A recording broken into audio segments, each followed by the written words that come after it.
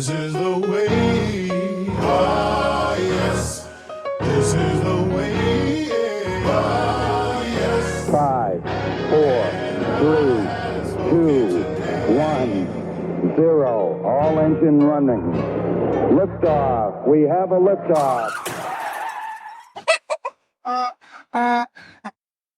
Olá, pessoal, bem-vindos aí a mais um episódio de Cadê a Hipótese Ruth? Podcast de psicologia, neurociência, sociedade e cultura, apresentado por mim, Paulo Bódio, e pelo meu amigo Gabriel Gaudêncio Dorrego. Fala, Paulo Bógio, beleza? Beleza, como que você tá? Foi bem aí de final de semana? Cara, eu tô bem, foi um bom final de semana, tranquilo por aqui. Domingo foi Dia das Mães. Ah, é É verdade. verdade. Você deu um presente pra sua mãe? Dei um presente pra minha mãe. Mãe, feliz Dia das Mães. Eu dei uma Wanda. Sabe o que é uma Wanda? Uma Wanda, da boneca Wanda? Não, não é a boneca Wanda. Sabe o que é uma Wanda? Não, é... Uma orquídea. Ah, olha só. É uma orquídea. E lavanda é o quê? A Wanda não é uma orquídea, né? Não é uma... É outro tipo de planta. Entendi.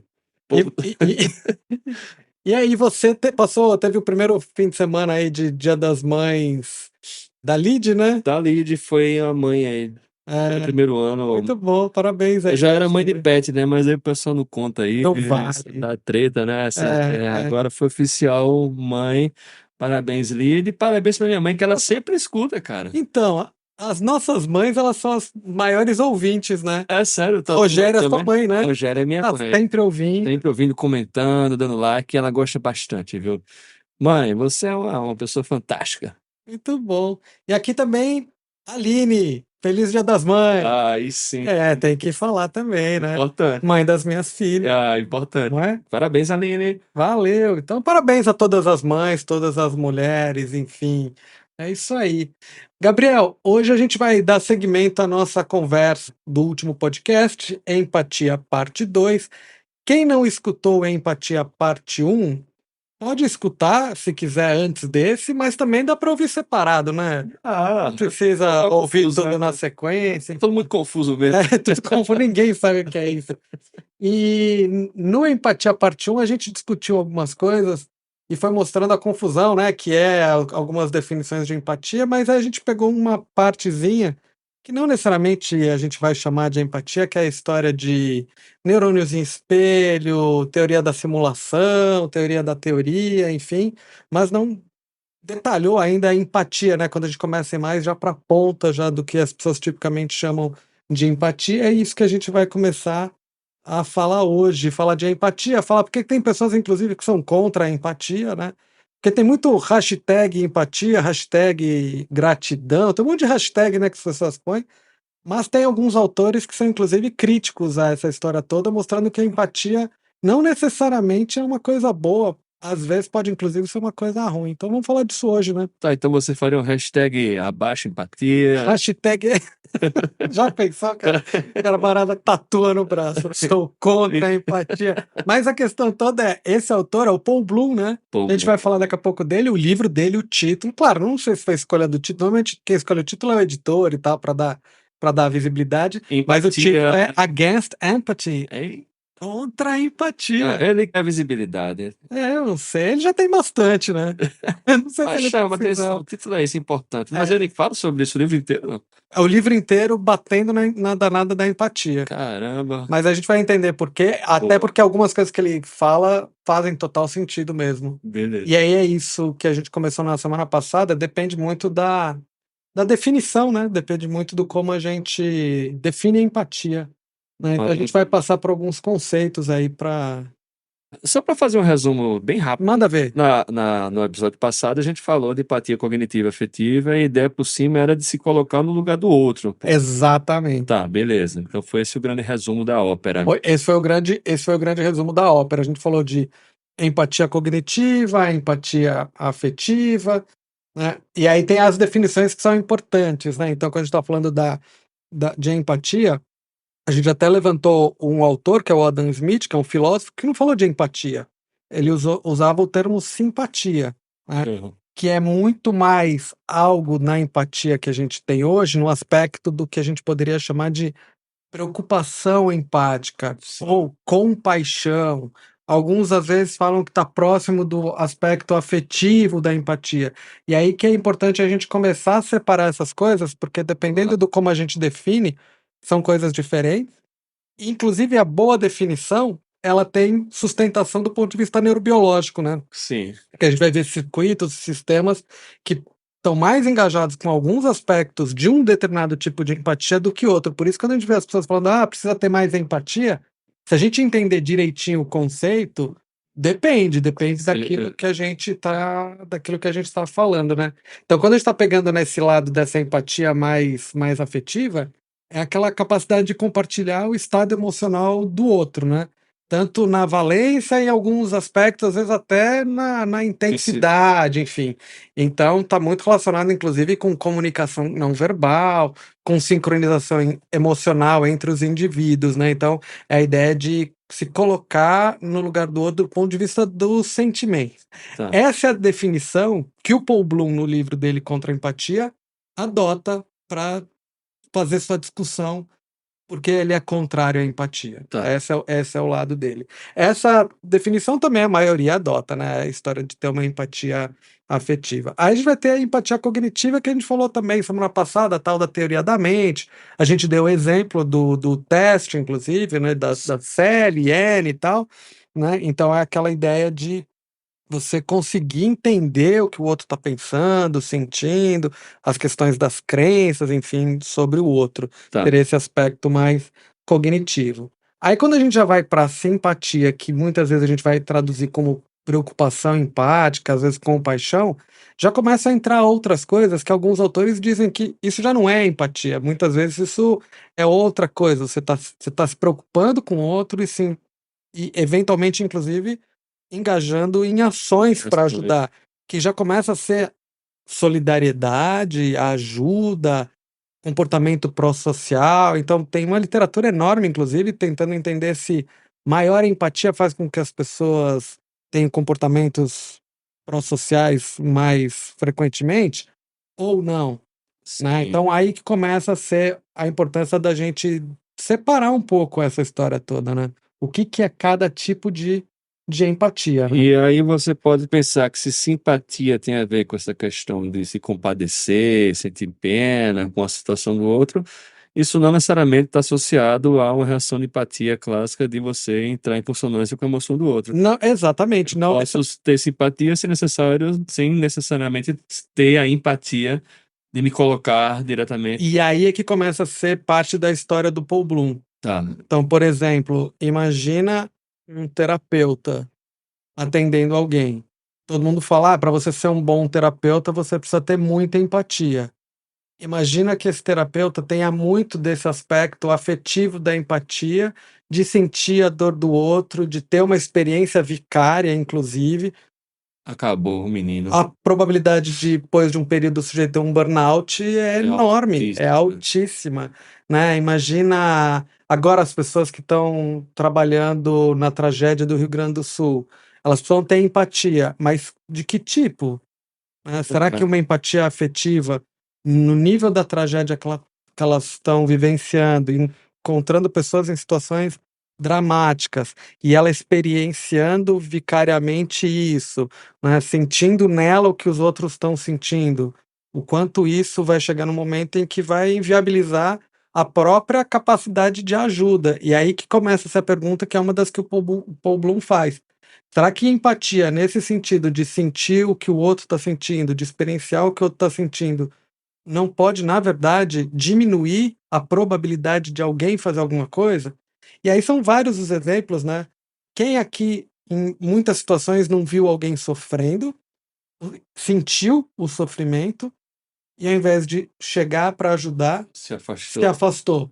Porque no que você se afasta, você está resolvendo o seu sofrimento. Claro. E aí, olhando por essa perspectiva, a empatia afetiva, ela é ruim. Sim. Porque se eu estou experienciando o que o outro está experienciando, que é negativo, uma alternativa é eu me afastar, é eu tirar o problema da minha frente. Claro. E aí, na verdade, não só eu não vou ajudar, como eu não vou fazer nada, eu vou, né? Às vezes, para muita gente, acaba sendo o jeito mais fácil, né? Em uma situação muito custosa, então seria mais fácil me afastar. É, Aí na psicologia o pessoal chama essa ideia de angústia pessoal, né? Você tem uma reação excessiva de excessiva, sofrimento, sofrimento. e aí a tendência é, cara, me afasto para me proteger, né? Exato, Exato. exato.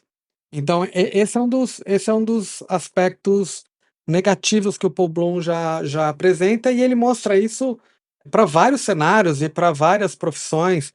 Tem até uns exemplos que ele dá de. Porque quando ele começou, no livro dele, ele fala inclusive muito disso, né? Quando ele começou a escrever esse livro com essa ideia de contrário à empatia, né? E é um autor que estuda isso, né? Enfim, uma das coisas que ele ficou imaginando é como que as pessoas vão reagir. O que você estuda? O que você está fazendo? Está escrevendo um livro Contra a contra a empatia. empatia. E aí, depois que ele lançou, ele falou que começou a receber muitas cartas, inclusive, por exemplo, de alguns médicos, que diziam: Nossa, eu lendo o livro me aliviou muito, porque às vezes eu me sentia julgado quando eu dizia que para conseguir fazer um bom atendimento, eu tinha que, às vezes, adotar uma perspectiva diferente, que é Claro. de maior afastamento emocional, diferente do que muita gente fala, né? Ah, a gente precisa desenvolver a empatia. Dependendo do que você desenvolve, uma coisa é desenvolver a empatia cognitiva. Claro. Mas se você vai desenvolver empatia mais afetiva, então tem uma das cartas que acho que uma médica enviou, que ela colocava inclusive isso. Eu fico imaginando, se eu tiver chegando no local para atender alguém e essa pessoa que estiver lá eu identificar ou perceber ou me lembrar de algum parente próximo e começar né, a sofrer junto com ela, enfim. Será que meu procedimento no final vai ser o mais adequado, né? Será que Sim. vai ser o mais correto, né? Sim. E é interessante porque ele escreveu esse livro, então, né, contra empatia, tu fala assim, o pessoal mandando carta, se mandar carta reclamando, ele fala, tô nem aí mesmo. Eu não tenho, Eu não sou empático. eu não sou empático, é. Dane-se sua visão do livro. Exatamente. Que Não, sacanagem. mas então, só para entender, então ele tem uma posição que eu acho interessante, que Essa é uma delas, né? uma delas, você é. consegue diminuir uma reação mais básica emocional, que está associada, inclusive, a uma reação emocional excessiva, que pode levar a um quadro desse de angústia, de Aham. ansiedade e tal. Mas você não deixa de estar, claro, ciente do estado do outro. Você fala, não, entendo. Isso. Perfeitamente é possível. Porque essa que é a questão. Alguns autores que saem na linha de que a empatia, um deles é o Simon Baron-Cohen, né? Que ele coloca, inclusive, que quase que a empatia é a cola social, é o que faz com que a gente ajude os outros. Quando parte para essa linha, basicamente o que está se colocando é que quem não tem Não não ajuda. ajuda os outros. E aí os exemplos são muito interessantes de mostrar, inclusive, que às vezes a ajuda é até maior. Tá. Né? Então, você pega, por exemplo, o Paul Singer é um autor que fala muito sobre altruísmo e ele tem umas discussões bem interessantes, partindo de modelos filosóficos mais utilitários, enfim. E aí ele mostra casos de. Tem um caso lá emblemático que ele mostra do sujeito que chegou num dado momento da vida dele, ele resolveu doar toda a fortuna dele para ajuda e também fez a doação de um rim Dele mesmo. dele mesmo. Aí é mais complicado. Dele mesmo. E aí, quem ouve uma história dessa fala assim: nossa, esse sujeito tá no extremo da empatia, né? De se colocar no lugar do outro, de sentir o sofrimento alheio, a ponto de fazer uma doação nesse nível, né? De doar o próprio rim. Só que aí, levantando a história desse sujeito e o que ele fala e como que ele conta, é muito diferente. Ele faz as contas. Olha, a fortuna que eu tenho, eu posso entregar tudo isso daqui, que eu continuo me mantendo gerações e tal. Rim, eu tenho 2.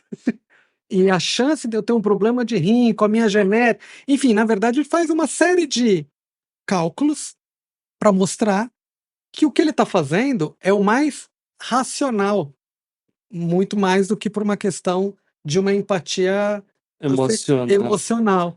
Mas e aí, só para entender as motivações do sujeito, é tão racional que chega a ser estranho um pouco, né? Você parece que. É que dá assim, ele vai ajudar, Uhum. ele ajuda, mas parece tão racional que eu falo, cara, qual a motivação por trás disso? Será que é realmente ajudar? Às vezes é uma questão de reputação, às vezes é um. O que tu acha? Tem de tudo, né, Gabi? Essa discussão, inclusive, do que faz com que as pessoas sejam mais ou menos solidárias, mais ou menos empáticas, isso tem uma literatura bem grande. Nesse caso em particular, eu não sei Tá, exatamente. só porque eu achei o papo dele assim é muito diferente. Mas tem muitos, assim, você pega. Tem um livro do Paul Singer bem interessante, que ele vai dando vários exemplos de pessoas que chegaram numa fase da carreira em que elas acumularam uma riqueza X, que elas começaram a fazer doações e muito mais. Claro, para ajuda é óbvio, né? Ter uma Claro. preocupação com o próximo, mas não necessariamente, inclusive, se colocando no lugar do outro. Porque aí é o lance que o Paul Bloom traz muito claro sobre por que existem problemas com empatia. Porque uma das coisas que ele diz é que a empatia funciona mais ou menos como um holofote. Tá. E a luz dela é muito estreita, ela não é ampla. Em que sentido ele diz isso? Por exemplo, num sentido numérico, inclusive. Eu consigo empatizar com uma pessoa. Tá. Eu soube que a criança X ou o fulano Y, né, foi abandonado, sofreu isso e aquilo, e de repente eu me mobilizo, uma série de pessoas se mobilizam. Mas se eu tiver agora sabendo de uma tragédia de 100, de uma tragédia de 1000, de uma tragédia de 10.000, de uma tragédia de 100.000, esses números não fazem com que eu seja empático 1000 vezes mais. proporcionalmente. Tá. Exato. Então tem uma questão, inclusive, numérica. Essa questão, inclusive, numérica faz com que muitas vezes as nossas ações elas sejam destinadas para o lugar errado. Tá. Porque aí eu estou calculando mal, né? Porque como ela é estreita, eu estou direcionando meu olhar para um local. Tá. E talvez a minha ação é pequena. Então, por exemplo, tem umas críticas, né, sobre, por exemplo, doação, que é do tipo, o sujeito que faz uma doação para uma entidade. Tem uma entidade nos Estados Unidos que ela, por exemplo, ela pega crianças que estão com alguma doença terminal ou alguma coisa, e aí o sujeito faz uma doação, e a doação é para fazer tipo um dia do sonho, sabe? Então, por exemplo, o sujeito, a criança, o sonho dela era ter um dia de Homem-Aranha, sabe? E aí eles juntam todo o dinheiro arrecadado e passeiam pela cidade, apresentam o Homem-Aranha daqui, dali, tem um dia perfeito para a criança, né? Para ser um dia dos sonhos. E aí a questão toda às vezes é o cálculo, né? Então o Paul Singer traz essa história. Quanto foi gasto para esse dia e quantas vidas poderiam ter salvas se fosse usado esse recurso, né? Sim. É uma outra perspectiva de olhar. Mas aí, toda a vida, né, vai ter o chamado custo de oportunidade, né? Então, tudo que você faz, você poderia fazer outra coisa Mas a discussão é que aqui a gente está vendo que utilitarista de ajuda. exatamente, é uma visão utilitarista de ajuda e uma visão de por que algumas ajudas as pessoas tendem a ajudar, algumas situações as pessoas tendem a ajudar mais do que outras. Porque tu fala desse show do holofote, e esse holofote não só ele é limitado na quantidade de pessoas, mas também para quem, né, você consegue, Pra quem? com quem você consegue empatizar. Que era uma discussão que eu tinha às vezes com os alunos sobre essa questão da política. O político, ele vai ter que tomar ações sobre como usar uma verba, e é isso, vai ter que colocar em algum lugar e não vai colocar em outro. E Em qual lugar ele vai colocar? Então, o que que é mais importante para ele? E muitas vezes o que ele vê de importante para ele são coisas importantes para pessoas próximas a ele, né? porque ele conhece. É, porque ele conhece. Ele não vai estar preocupado, às vezes, com a rua esburacada no meio da quebrada, porque ele nunca passou lá, Uhum, né? Ou então, sei lá, no metrô, em transporte Uhum. público, só de público, porque ele nunca usou. sim. Então, é um pouco também questão de empatia, né? No caso aí, a falta de empatizar pela incapacidade de você entender o lugar do visualizar. outro. E aí não é ele nem consegue nem a parte cognitiva básica. Tá. Na verdade, às vezes pode ser até pior. Pode não só não ter, que aí é onde o Paul Bloom, inclusive, avança bastante, que é a discussão de que empatia ela é estreita e ela está relacionada ao objeto que você vai empatizar. Como objeto, eu estou usando o termo de uma forma abstrata. Tá. A pessoa que você vai empatizar. Então, ela pode ser do seu grupo, ela pode ser da sua família. Normalmente, a gente vai pegar a origem da empatia, tá na relação, né, familiar, né, cuidado com a prole e tal, se estende a um parentesco próximo e depois vai se estendendo um pouco para amigos, enfim. A questão é como fica agora isso entre, por exemplo, pessoas brancas e pessoas pretas, né? Sim. Será que o nível de empatia é igual entre pessoas que torcem para o time X, torcem para o time Y? Será que é a mesma coisa? E será que pode chegar num ponto que não só a empatia ajuda a eu me coloca numa posição que eu ajude o outro que é do meu grupo e tenha inclusive comportamentos negativos com o outro? Claro, E aí que a história vai ficando mais dramática, né? Porque aí a empatia ela acaba usando um sistema de classificação, né? claro. E ela não é dissociada de interesses, né? Exato. Então, assim, empatia é uma parte, mas a empatia tá ligada a uma série de... Há uma série de outras coisas. É, Então, assim, para pegar um exemplo bem concreto, assim, que usa a parte de neurofisiologia para entender, né? Então, a gente, no podcast de Empatia 1, a gente falou um pouco sobre observação, imaginação de movimento e tal, tal, tal. Quando se estuda empatia, uma das coisas que se faz muito é a questão de observação de dor, né? Você observar alguém sofrendo alguma coisa para ver se a pessoa tem algum tipo de preocupação empática, se ela consegue se colocar no lugar do outro, enfim. E tem formas de mensurar isso com comportamento e tem formas de mensurar isso com neurofisiologia, né? E um grupo, que é o grupo do Salvatore Agliotti, que é um pesquisador na Itália, um experimento que ele fez uma vez foi usando estimulação magnética transcraniana, que é uma bobina que ela gera campo magnético e ela pode ser usada para várias coisas, e uma delas é para medir, vamos chamar de uma forma bem geral, a atividade cerebral. Ela vai medir um aspecto da atividade cerebral. E aí o que ele montou? Ele montou uma tarefa em que as pessoas viam vídeos de uma agulha perfurando uma mão. Quando a gente vê uma agulha perfurando uma mão, uma faca cortando um pedaço do braço, qualquer coisa que machuque, a ideia da empatia, e principalmente dessa empatia afetiva, é você, de alguma forma, experienciar aquilo. Tanto tem pessoas que, quando veem filmes com corte, elas se movimentam de uma forma característica, elas quase que sentem a dor, né? Enfim. E aí a ideia, então, é olhar o sujeito tendo a mão perfurada. Só qual que era o detalhe? As mãos podiam ser de 3 cores. Uma mão branca, uma mão preta e uma mão que era uma cor que não é humana. Eles fizeram uma outra cor que não era humana. Então tem uma mão branca, uma mão preta e uma mão roxa? não humana. Eu acho que era roxa ou era... acho que era roxa, Então tinham 3 cores. E aí o que eles faziam? Perfuravam e, antes e depois da pessoa ver, eles mediam a atividade cerebral dessa área do cérebro que está relacionado com observação, com percepção, e que está relacionado, inclusive, com aquilo que a gente falou de semana passada de representação motora do outro, enfim. Mentalização. Mentalização e tal. E aí o que eles observaram? O que é esperado, né? Esperado as pessoas, ao verem aquilo, reportar, né, o incômodo, né? Quase que uma experiência junto com o outro que ela está observando, e eles observaram isso. Quando a pessoa branca estava vendo a mão branca, estava vendo a mão roxa, mas não quando estava vendo a mão preta. E mais ainda, a reverberação na atividade cerebral só aconteceu para a mão branca e para a mão de uma cor que não é humana e não para a mão preta. E aqui é que vai ficando muito, muito dramática a história, né? Então a gente é capaz de sentir a dor do outro, se ele é da mesma cor de pele, seja do mesmo, chama de grupo racial, o que for, Claro. sentir de uma mão que não faz parte das cores de mãos que existem, o que mostra que a gente tem, talvez, uma predisposição a ser empático com qualquer um. Sim.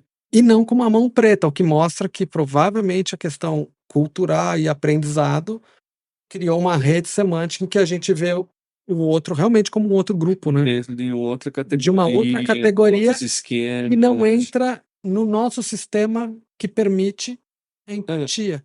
E aí é que a coisa vai ficando mais estranha, né? Então a empatia que eu tenho não é para todos, é para alguns. Claro. Então a ajuda que eu ofereço, ela é para alguns. E aí é um problemão que a gente tem. Por isso que esse é outro ponto que o Paul Bloom ataca muito forte. Eu só empatia. imaginaria nessa ideia de que a pessoa conseguiria empatizar com a pessoa da mesma raça e com a pessoa de uma cor roxa, porque eu acho que na verdade seria. Eu imagino que a tendência que a pessoa veja com a mão roxa é tentar puxar pro mais próximo de si. É como se fosse uma cor neutra, assim. Uma cor sem determinação. Mas você falou, a cor preta traz outras questões de esquema mentais. Outras representações, exato. Não que eu estaria mais predisposto a sentir empatia de uma pessoa roxa, né? Sim. Acho que não seria esse o caso. Sim.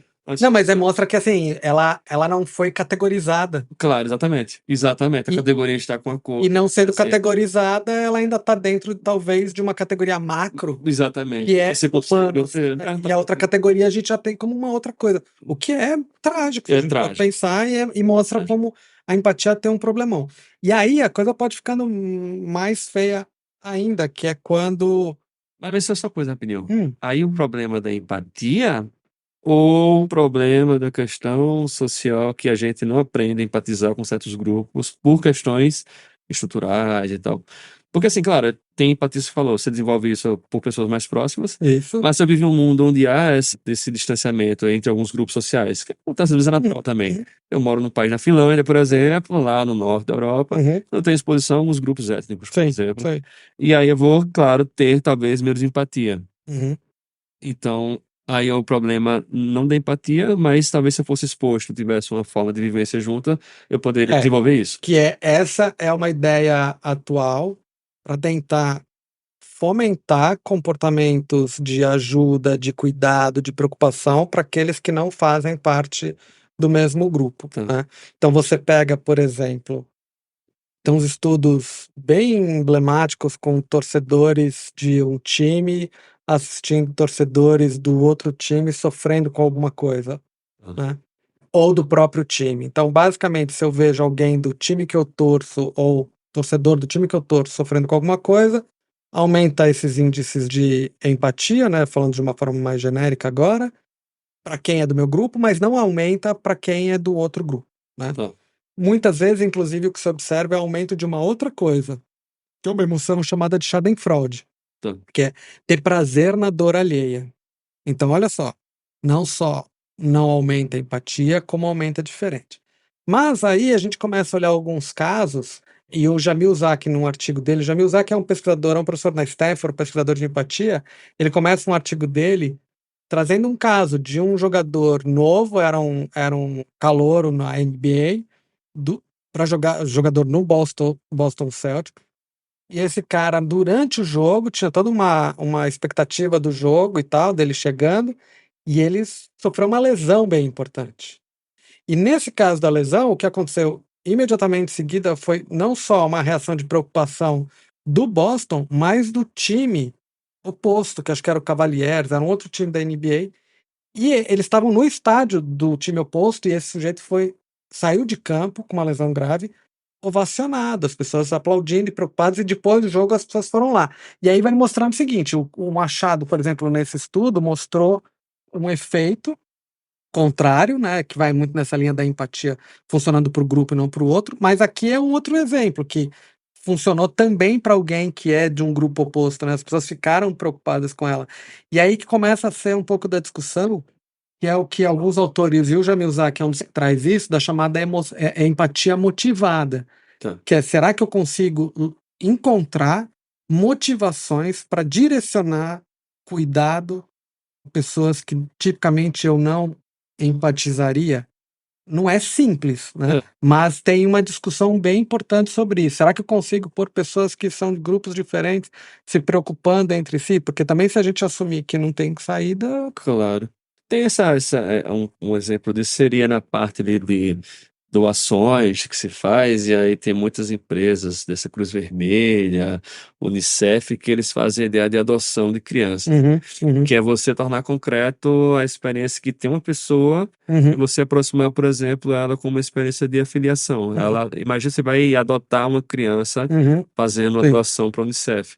E aí fala que aumenta drasticamente a chance É. da pessoa participar. Então seria uma forma de você criar um motivador Sim, para você se identificar com uma pessoa que você nem sabia que existia, exato. né? E você poder tomar uma ação positiva. Então, mas olha só que coisa curiosa. O que essas entidades fazem nesse exemplo que você deu, exatamente usar o lado estreito da empatia. Claro. É fazer você acreditar que a tua ajuda está específica. E ainda Isso. nesse teu exemplo, mais ainda, um elemento que é ajuda a uma criança. Claro. Que os estudos com empatia mostram muito. A gente tem reações empáticas Bebês. muito com bebês, com E bichinho. o bebê animal também. Bebezinho, bichinho, todas essas coisas. Os bebês têm o efeito, né, da neotenia, né? Se você olhar criancinhas pequenas, a gente tem reações de empatia muito maior do que com outros grupos, né? Claro. Então, essas entidades, elas fazem muito, muito disso, né? A outra questão também da empatia, que é o que o Paul Bloom fala, que é essa coisa estreita, é no que diz respeito ao tempo. Então, por exemplo, neste momento, Rússia e Ucrânia estão em guerra? Então, Uhum. já estão há um bom tempo em guerra. Isso. A preocupação que as pessoas estavam, o cuidado que as pessoas estavam, né, há um ano atrás, Era outro, é outro. é outro. Tirando eles lá que estão em guerra, Claro. por exemplo, quem está aqui, muitas pessoas nem lembram mais que eles estão em guerra. Porque o tempo vai passando, e aí essa preocupação que a princípio parecia existir, ela desaparece, né? Só que você falou. O Adam Smith já falava isso no livro dele sobre aconteceu uma tragédia na China, né? Isso. Você tá lá envolvido com aquilo, no momento seguinte você volta para tuas coisas, né? Esse é o lado que se tem do quanto a empatia, na verdade, a empatia sozinho, ela não resolve. Claro. Essa é a discussão do Paul Bloom, né? Não tô Mas é interessante que você está trazendo a visão que é muito comum em psicologia e em várias outras funções e habilidades mentais, é que assim, são limitadas. São limitados. Você não consegue você não tem um superpoder Isso. e empatar com todo mundo ao mesmo tempo. Exato. E mesmo eu pensando agora, por exemplo, tem aquela regra de ouro cristã que eu acho muito legal, que é faça o próximo, né, o que você gostaria que fizesse com você. Né? Então trate o próximo como você gostaria de ser tratado. Isso às vezes também não é um ponto de empatia, na verdade. É uma regra moral, mas assim, É uma regra moral. depende um pouco da empatia também, né? Então, mas esse que é o ponto, que o Paul Bloom traz. Ele traz exatamente isso, inclusive para mostrar que muito do que funciona é quando você tá nessa questão de uma coisa moral mesmo, do que é o certo a ser feito. Claro. Mas quando se mistura isso com a empatia, esse é o ponto que ele traz. E aí você pode ter essas visões de ter raiva do outro, exatamente isso. A empatia acabar, às vezes, guiando você para ter decisões erradas, né? Exatamente. Mas aí também. Por isso que ele trata. Empatia é diferente de compaixão. Claro. Empatia é diferente de algumas outras coisas. E o que ele traz como alguém que está por um campo mais utilitário, né, é a necessidade da razão. Para ele, a questão é mais pela racionalidade. Claro. Então, por exemplo, a gente está no meio dessa tragédia do Rio Grande do Sul. A gente vê, assim, é muito bonito ver uma quantidade enorme de pessoas ajudando. Claro. Mas tem algumas ajudas que, às vezes, elas atrapalham, porque ela não está organizada, ela não está estruturada. Claro. Então, é um pouco esses elementos que ele traz, né, do quanto... Às vezes a empatia te movimenta de uma forma que ela não ajuda. Não sou contra a empatia, não. Não, eu achei interessante. Eu tô trazendo o ponto dele. Que é uma visão bem interessante, porque aí você consegue trazer de novo aquela noção de empatia cognitiva e afetiva, não como questões distintas em categorias discretas e distantes, mas como um contínuo onde você poderia ter uma reação afetiva que ela é muito mais forte, mais intensa. E claro, pode ser interessante em alguns momentos específicos, mas como tudo na vida, as emoções elas podem auxiliar na medida certa, mas tudo exagero, né, pode acabar atrapalhando. Sim. Então você fala assim, não ter empatia, e acho que essa pegadinha do contra-empatia você falou que ele discrimina muito bem que a empatia é afetiva, mas a capacidade de entender isso. Ele é malandrinho. Ele é malandrinho. O tempo inteiro no livro ele faz esse lembrete. A empatia que eu tô me referindo é essa aqui. Porque, claro, se ele escorregar em falar que dentro do conceito dele de empatia entra empatia cognitiva. Aí tem empatia. Aí acaba. Mas se eu não tiver empatia, eu não colocar. Mas o bom dessa divisão que ele faz é isso, a gente entender o quanto os elementos mais afetivos, às vezes, eles atrapalham. Sim, faz sentido. Imagina num conflito, você vê lá duas crianças brigando, as duas estão brigando, uma é seu filho. Você vai tomar as dores dele. A sabedoria me fala pra bater nos dois. Eu tô brincando. Mãe, é brincadeira. Minha mãe falava assim, tá o juiz de castigo, hein, meu irmão, brigava. Não quero saber de quem é a culpa, não. E era sempre meu irmão, geralmente. Né? Em casa também era. Botava o juiz de castigo. Aí eu falei... Você apanhava do seu irmão? Claro. Eu também, cara. Também. Acho que é por isso que a gente virou professor. A gente empatiza com o outro aqui. A gente se preocupa, tá? Por isso que a gente estuda isso, apanhava. Não, olha, essa regra de os dois estão culpados, como foi ontem dia... Como foi ontem dia das mães, eu vou mandar essa de presente pra minha mãe. Uma vez, porque você sabe como que é, né? Você briga e você tenta brigar em silêncio, né? Não é? Só escutando um potof, né?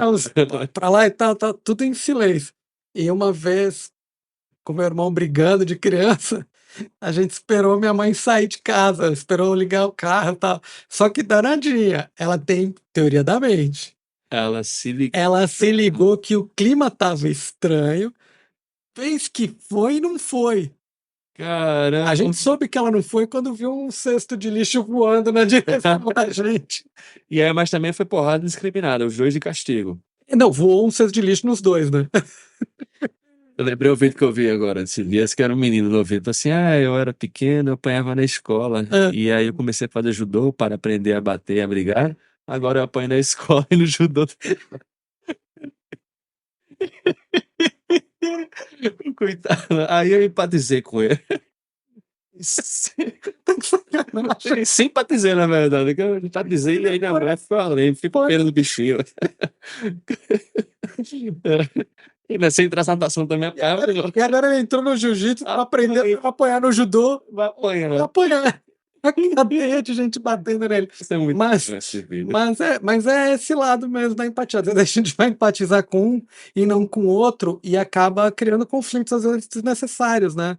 Tem muita discussão de guerras, de conflitos, de disputas entre grupos, que parte é isso. A empatia, ela tem um elemento muito poderoso, principalmente esse aspecto afetivo, que é você defender e se colocar no lugar daquele que é do seu grupo, defender os Total. membros do seu grupo.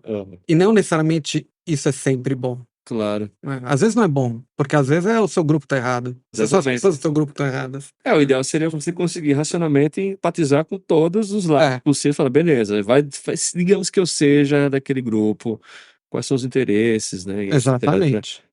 É interessante a discussão, hein? Por isso que ele coloca que a empatia é esse holofote.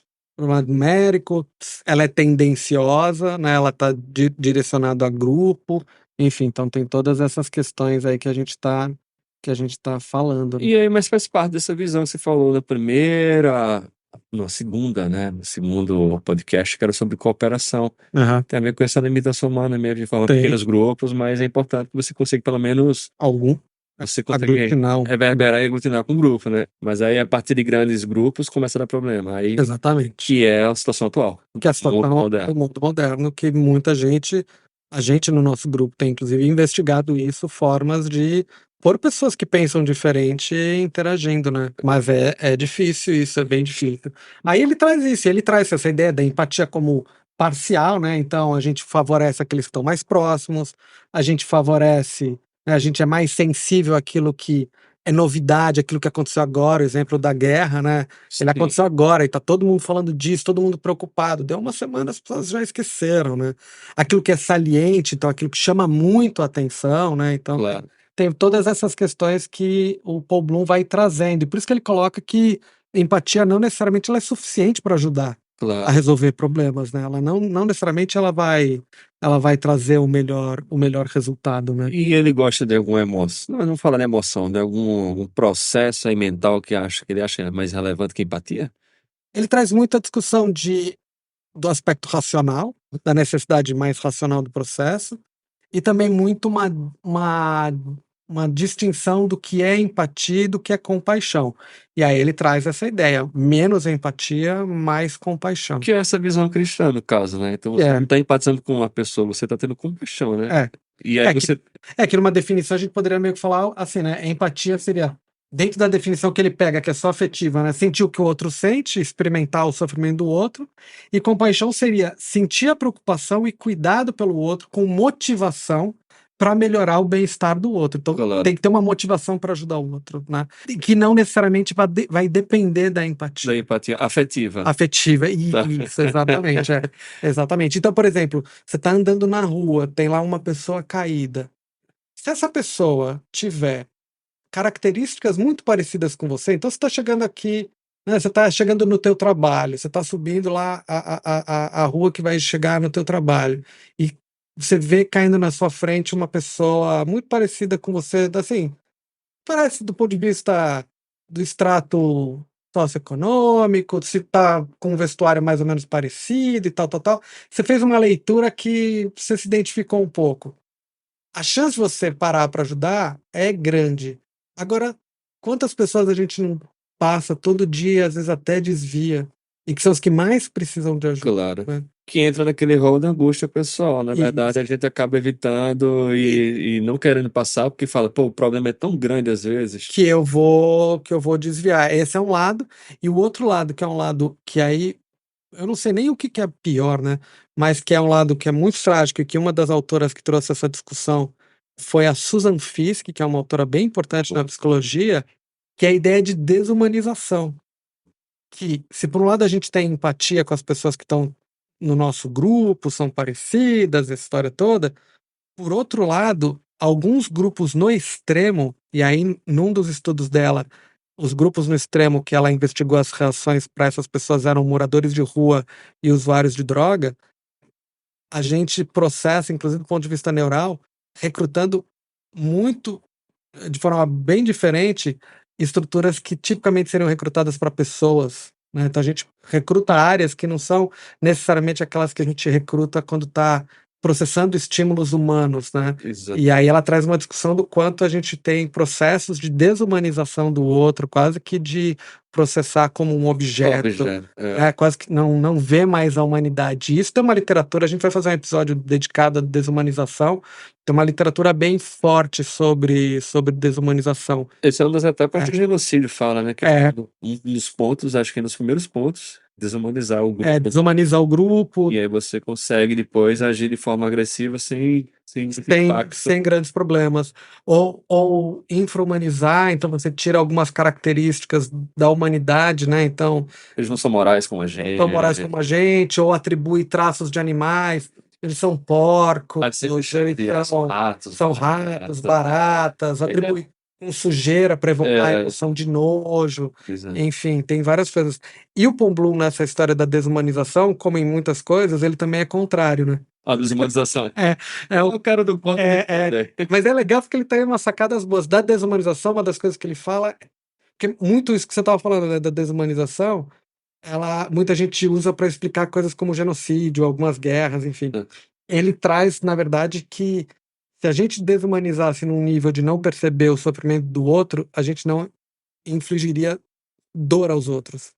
Exato. Aquele que você não desumaniza, no caso. Você precisa. Não, você precisa não desumanizar para poder. Porque você tem que manter a humanidade para saber que o sujeito do outro lado está sofrendo, claro. Então ele traz esse lado aí. Mas isso a gente vai trazer num episódio sobre desumanização. Inclusive, para quem escuta e até hoje está na dúvida, porque o episódio chama Cadê a Hipótese Ruth? Ruth estuda desumanização. Mas tem que chegar em 10 mil. 10 mil reais, né? Não chegou nada. Não chegou nem 50 centavos. Nada. Vou falar nem do R da Ruth. Não, nada. Ninguém tá. A gente tá devagar. Só Dona Rogéria, minha mãe Maria Augusta, que escutam a gente. Maria Augusta, como é o apelido dela? Maria Augusta? Não? Dona Augusta. Ou Vó Augusta para as netas. Maravilha, Vó Augusta. Ou Tia Augusta pro sobrinho. A gente tá faltando empatia com a gente aí, viu? Seria compaixão. Tá faltando compaixão. No caso, seria compaixão. Mas aí essa história vai ficando interessante. E o Jamil Zaki, que, por outro lado, traz a empatia como a salvação e o que é importante, ele também identifica esses problemas que a empatia tem, né, de ser estreita, mas ele traz uma definição que ele chama de empatia motivada. Né? Então ele também vai nessa linha, tem a preocupação empática, tem a empatia mais afetiva, a empatia cognitiva, como todos os autores, né? O Jamil Zaki começou os estudos dele no grupo do Kevin Oxner, né, que é um pesquisador de regulação emocional, e acho que até por isso ele tem um pouco essa influência e juntou muito em alguns trabalhos empatia com regulação emocional. Então, o quanto a gente talvez consiga regular algumas emoções para ter cuidado, inclusive com aqueles tipicamente a gente às vezes não teria, né? Então ele vai trazendo essa ideia toda de... Ele fala de viés, ele fala de todas essas questões importantes que a gente está falando até agora, mas ele vai mostrando como que a gente pode regular a empatia. Uma coisa que se discute muito nessa forma de regular a empatia, e por isso que o Paul Bloom fala muito mais de compaixão do que de empatia, vem até de estudos com budistas, que é a ideia do... Muita gente às vezes acha que o budista ele tem mais empatia e tal, e quando você vai ver os trabalhos com budistas, alguns inclusive descrevem que se colocar no lugar do outro ponto de vista do sentimento é muito sofrido, é muito angustiante, mas se colocar na perspectiva da compaixão pelo outro, que traz a história da ajuda, é um alívio. E aí tem uns estudos da Tanya Singer com budistas, em que em alguns cenários eles tinham que se colocar no lugar do outro. Tem um clássico que é um desses que faz meditação, é um desses, como que chama dos, não é Da líder? mindfulness, É isso, mas tem como que chama o sujeito que é o líder, do mindfulness, não, o mentor, não o mentor, o sujeito que o mestre. o mestre dos magos, Mestre não. o Yoda. O, Como que é o Yoda do budista? o Sem ser Buda. Não, é sem ser o Buda. Sem ser o Buda. Bodhisattva. Não, é o. Como que chama? O bu- Não, é o Buda. Eu tô tentando achar um termo que seja. O É o mestre, né? mestre budista, cara. É o mestre, enfim. Entende bem. E num dos estudos, um deles descreveu isso bem. E aí, do ponto de vista neurobiológico, é muito interessante, porque aí você põe Monge. o monge. Ah, do nada, viu? O monge do nada, o monge. E aí eles descrevendo isso, que quando a ideia é se colocar no lugar do outro, do ponto de vista de sentir o que o outro está sofrendo, é uma angústia muito grande. Tá. E aí você vê aquelas estruturas que no episódio a gente discutiu de dor física e de dor social sendo recrutada. Ínsula, símbolo anterior, áreas de dor física e de dor social, né? Quando você se coloca no lugar do outro. O que vai mostrando pra gente quanto a empatia afetiva, ela pode ser negativa, né? E pode criar um sofrimento grande e às vezes te afastar da ajuda. Ao passo que o sujeito fazendo uma meditação da compaixão, né? Ou seja, destinado ao outro, mas no sentido da ajuda, recruta muitas estruturas como ventromedial do pré-frontal, regiões do sistema do estriado ventral, que são áreas de recompensa. Então, assim, tem um outro efeito, e é um efeito que, por inclusive recrutar vias de recompensa, ele provavelmente está muito correlacionado com o fato dessas pessoas serem as que mais ajudam. Motivação. Então, nos estudos, quando você vai ver, no final das contas, quem ajuda mais, não necessariamente, é aquilo que a gente falou no começo do episódio, quem ajuda mais, né? Não necessariamente quem tem mais empatia afetiva é o que mais ajuda. Mas os que têm elevados índices, por exemplo, de preocupação na linha da compaixão, esses são os que se colocam muito em ajudas humanitárias e se Legal. à disposição. Isso é interessante que ela está praticamente treinando um rol de reações afetivas dentro de um padrão mental, né? Uma situação onde uma pessoa normal teria uma reação de empatia descolocada e reverberar a emoção em algo automático. Isso. Ela está treinando praticamente a ter uma outra via de rota emocional automatizando. Seria tipo.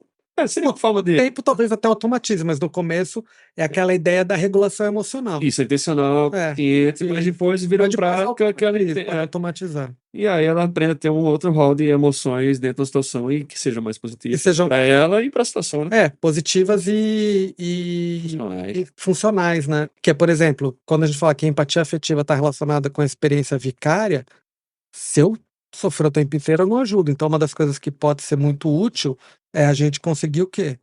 Reduzir a experiência vicária. E aí, olha que louco. E aí volta pro Paul Bloom.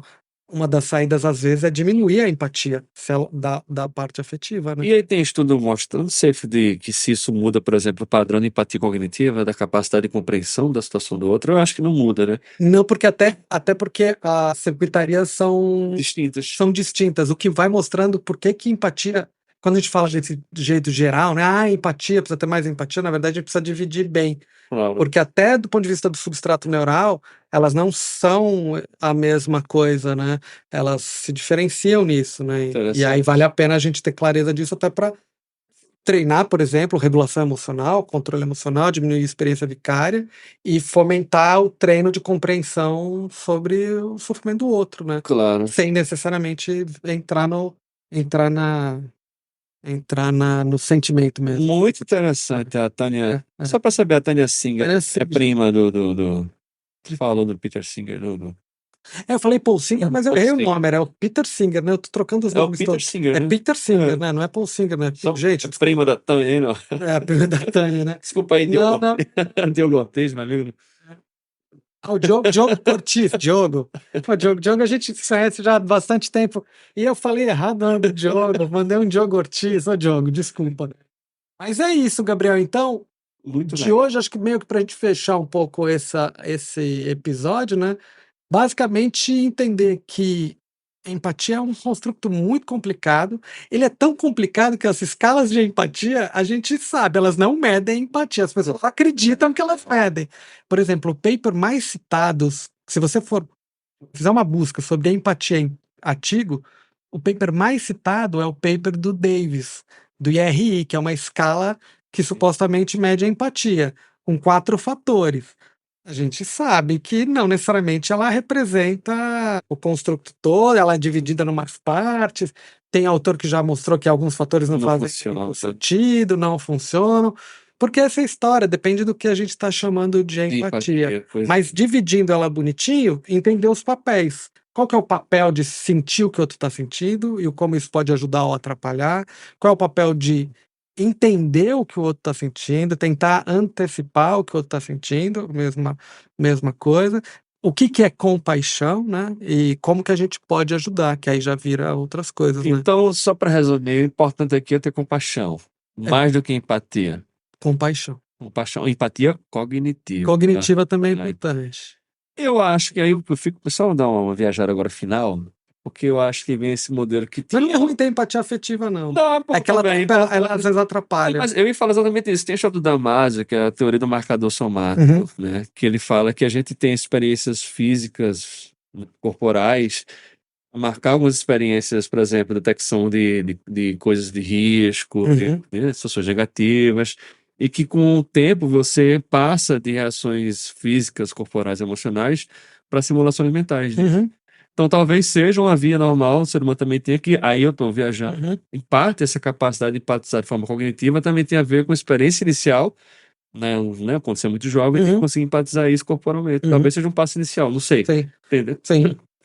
Que são as origens da empatia quando a gente vai olhar o desenvolvimento infantil, que aí é um tópico bem E aí para outra importante. novela. Mas faz sentido o que eu falei? Total sentido, e aí parte 3, parte 4, Talvez foi o que eu 5, tenha lido nesses artigos da também. Foi do nada, não, hein, gente? O cara achando que o cara que genial, não é? Doutor, né? Não.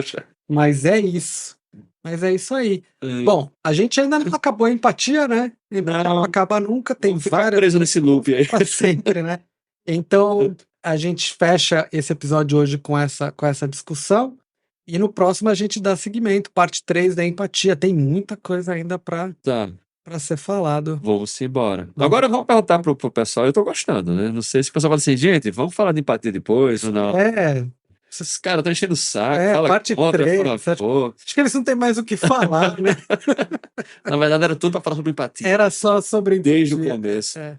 Então, beleza. Então, por mim, eu acho massa. Mas é bom, né? Ó, pessoal, se vocês não estiverem gostando, manda um sinal aí de fumaça. Eu não diria, pô, Blue, não tô nem aí. Não tem empatia Tem empatia com vocês. por vocês. Muito bom, muito bom. É isso aí, Gabriel. Valeu. Boa semana aí. Boa semana, pessoal. Boa semana. Abraço.